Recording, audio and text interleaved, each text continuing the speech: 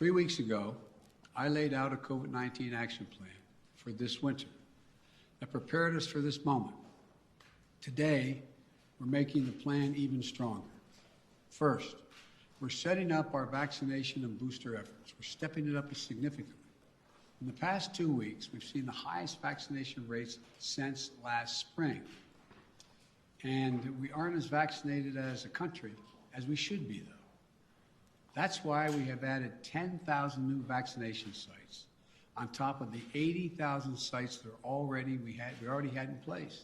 Starting this week, I'll be deploying hundreds more vaccinators and more sites to help get the booster shots in people's arms.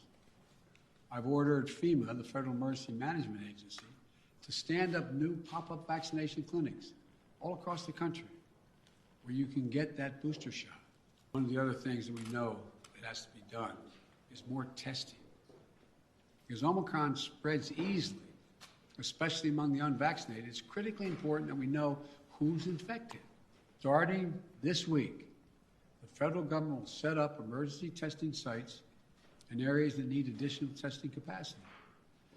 Before Christmas, the first several of these federal testing sites will be up and running in New York City, with many more to come. We also need to do better with at-home testing.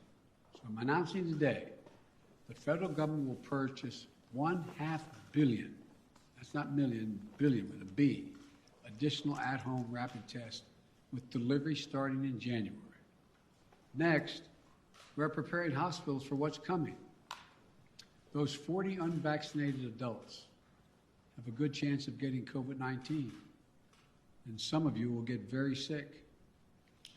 That'll mean hospitals are going to get extremely stressed again, both in terms of equipment as well as personnel to care for those who get sick. That's why my administration has stockpiled and pre-positioned millions of gowns, gloves, masks, and ventilators. We call it PPP. We're ready to send them immediately to any state that needs more. In addition, I've directed the Pentagon to mobilize an additional 1,000 troops to be deployed to help staff local hospitals and expand capacity.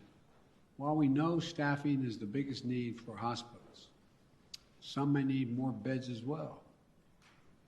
We're prepared.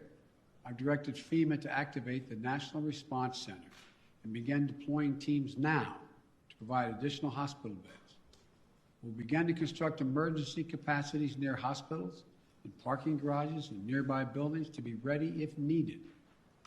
And the federal government is paying for all of this, period, all of it.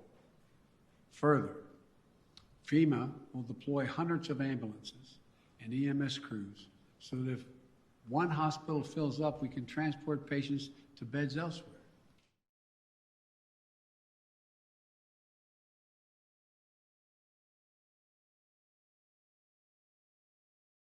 Thanks for watching Bloomberg Quick Take Now. Subscribe to our channel to see the biggest stories the moment they happen from around the world, and tune in to our 24/7 live stream for global news coverage, interviews, deep dives, shows, and documentaries on the stories you care about.